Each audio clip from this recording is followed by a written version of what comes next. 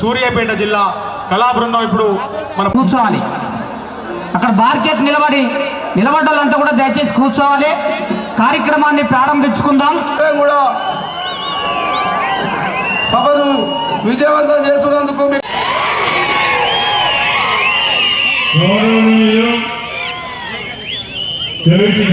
యాదవ్ గారు ఈరోజు వర్గీకరణ కులగణన సందర్భంగా సమావేశం పెట్టిన శాసనసభ్యులు మందుల సర్వని గారు, ముఖ్య అతిథి ఉత్తమ్ కుమార్ రెడ్డి గారు, మా పెద్దన్న నాగేశ్వరరావు గారు, ఇద్దరు పార్లమెంట్ సభ్యులు, జుక్కల్ శాసనసభ్యులు, వేదికపై ఉండబడిన నా ఆత్మీయులందరికీ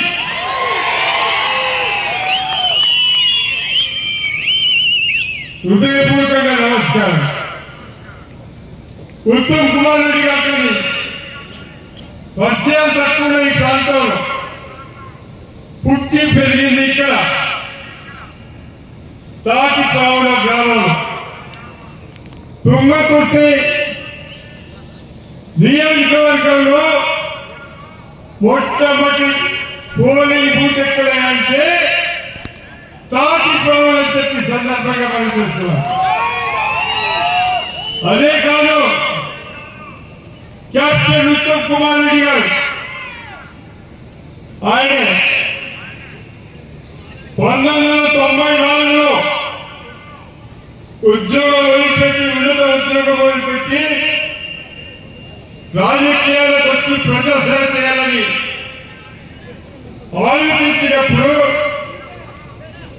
ఆయనకు ఏ నియోజకవర్గం ఇచ్చినా కూడా గెలుస్తున్న అభిప్రాయం అంటే, కానీ నా తమ్ముడు నా కొడుకు త్యాగం చేసే సంగతి ఆయన గుర్తుకోలేదు, నాకు గుర్తుందని చెప్పి సందర్భంగా మనం చూస్తున్నాను. అందుగురించి ఆయన ముందు పోరాడిపోయినా అన్నా 10 సంవత్సరాల పైన ఇక్కడ శాసనసభ్యునిగా ఉండి అభివృద్ధి కార్యక్రమాలు చేయబట్టే మీరు ఇక్కడే ఉండాలి, నేను వేరే నియోజకవర్గం తీసుకుంటున్నా.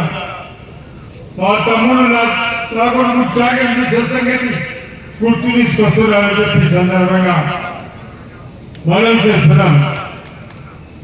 అదేవిధంగా శాసనసభ్యుడిగా మంత్రిగా అందరినీ కలుపుకోబోయే మా తమ్ముడు ఉత్తమ్ కుమార్ రెడ్డి అని చెప్పి సందర్భంగా మనం చూస్తున్నాం.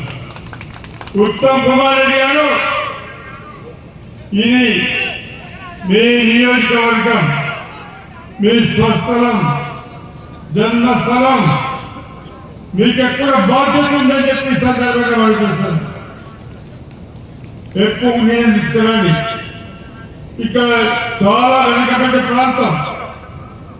80 ఏళ్ళకి ముందు ఈ ప్రాంతంలో రోడ్లు లేవు.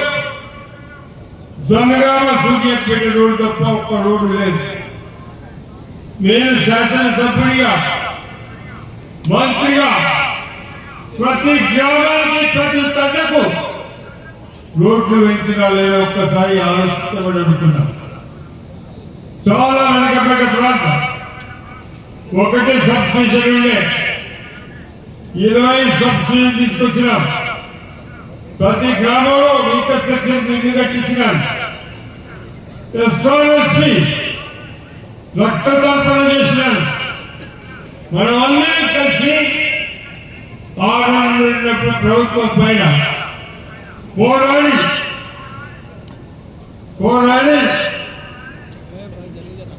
గోదావరి జలాలు తీసుకొచ్చిన సంగతి కూడా మీకు ఒకసారి గుర్తు తీసుకొస్తున్నాం. చాలా కార్యక్రమాలు చేసినాం. ఇంకా చేయాల్సింది ఉంది కాబట్టి ఇద్దరు మంత్రులు, ముఖ్యమైన మంత్రులు ఉత్తమ్ కుమార్ రెడ్డి గారు, అన్న తుమ్మల నాగేశ్వరరావు. నిజంగా నాకు ఇవాళ ఎంత ధైర్యం వచ్చిందంటే మీ అందరిని చూస్తే 10 సంవత్సరాల పైన ఇంకా పుట్టుకుంటానని చెప్పి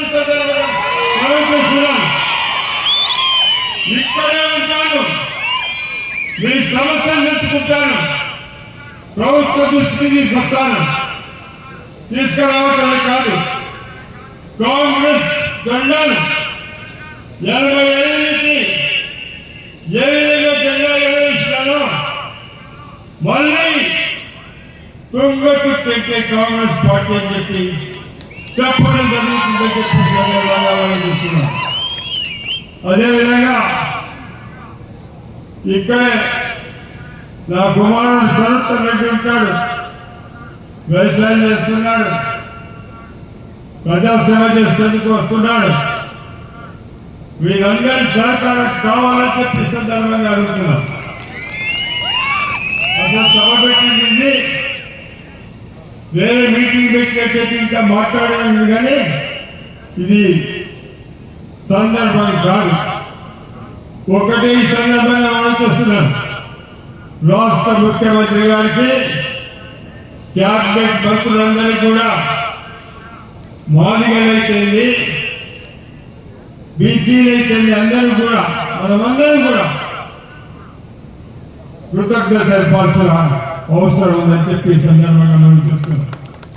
నేను రాజకీయాలకు వచ్చిన తర్వాత మండల ప్రెసిడెంట్ చూస్తే గవర్నర్ మండల ప్రెసిడెంట్ చేసినాను, యాదవ మండల ప్రెసిడెంట్ చేసినాను, ఒడ్డగూడెం మండల ప్రెసిడెంట్ చేసినాను, బెస్తలు చేసినాను, ముదిగలను చేసినాను, పెరకవాడిని చేసినాను.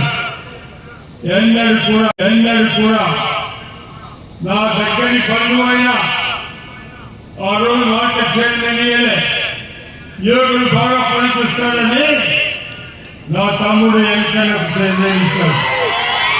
ఒక్కసారి కాదు, 2 సార్లు ఇచ్చాను. అదేవిధంగా 2 సార్లు తీసి ప్రెసిడెంట్ చేసినారు. మా దగ్గర కావాలంటే న్యాయం జరుగుతున్నది. రేపు తొలగిన తర్వాత, వర్గీకరణ తర్వాత పూర్తిగా ఈ మన రాష్ట్రంలో సామాజికంగా రావాలి, అందరికీ పదవులు రావాలి. ఎవరైతే పని చేసినారో తప్పనిసరిగా వాళ్ళ పని చేయాల్సిన, వాళ్ళ పదవులు ఇవ్వాల్సిన బాధ్యత ఉందని చెప్పి సందర్భంగా వాళ్ళు చూస్తున్నారు. నిన్న మనం ఎమ్మెల్యే గారు వచ్చి నేను అడిగినా, మీరు రావాలంటే తప్పనిసరిగా వస్తానని చెప్పినా. అదేవిధంగా ఇక్కడ కూర్చున్న పెద్దలైతుంది, ఆడ కూర్చున్న పెద్దలైతుంది. 94లో గ్రూప్ ప్రకారంలో టికెట్ ఇవ్వకుంటే 10,000 మంది కార్యకర్తలు దుమ్మిడి ఉండాలని ఆలోచనతో నన్ను 3 కిలోమీటర్లు ఎత్తుకపోయి నన్ను నిలబెట్టి గెలిపించినాం. గెలిచిన తెల్లారి మనం పోయి బయటకు వచ్చిన తర్వాత నేను కాంగ్రెస్ పార్టీకి చెప్పిన 40 సంవత్సరాల పైన ఈ ప్రాంతంలో ప్రతి గ్రామం తిరిగినాను, ప్రతి తండ తిరిగినాను. మా కుమారుడు చెప్తాడప్పుడప్పుడు, నాన్నగారు ఒక 50,000 మంది పేర్లు పెట్టి పిలవగలుగుతా అంటే నాకు అవకాశం దొరికింది. ఇక్కడైతే సూర్య పెట్టేసింది. ఈ 2 కూడా కోడపల్లి వస్తుంది నియోజకవర్గాలు. కాబట్టి 40 సంవత్సరాల కాలంలో ప్రతి గ్రామంలో ప్రతి గల్లీ తిరిగినాం.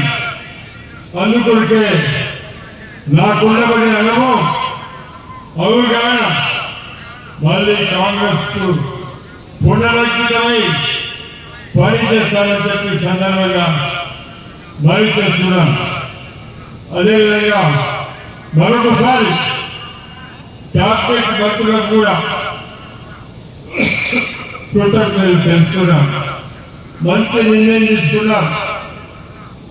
ఎస్సీ వర్గీకరణ అయిపోయింది, కులగణన అయిపోయింది, మంచి నిర్ణయం తీసుకున్నారని చెప్పి ఈ సందర్భంగా మనవి చేస్తూ ఈ అవకాశం ఇచ్చిన మీ అందరికీ మరొకసారి పాదాభివందనం చేస్తున్నారని చెప్పి ఈ సందర్భంగా మనవి చేస్తున్నాం.